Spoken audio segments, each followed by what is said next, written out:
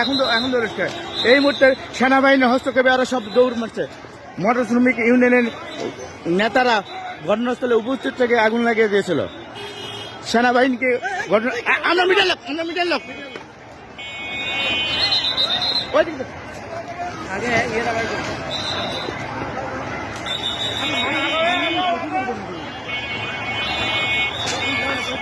এখন যাওয়া যাবে। এখন তো না কেউ ফোন দেন আমার করে এটাই দাঁড়াতে যায়নি। আমাদেরকে লাঞ্ছিত করছে। আরে সাধারণ লোক নাই এটা ফোন দিবি।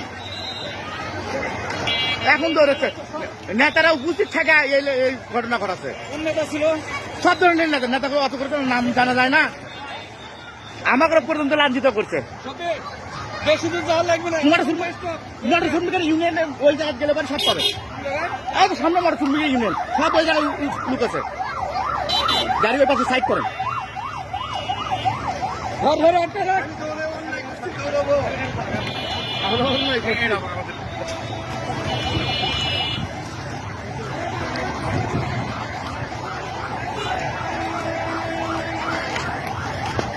এখন তো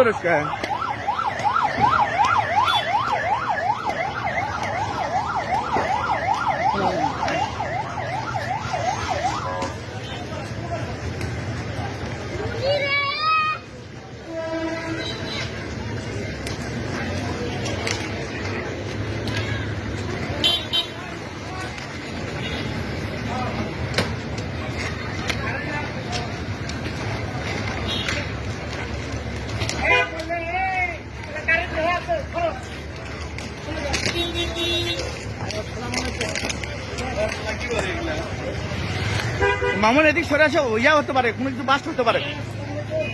ভাই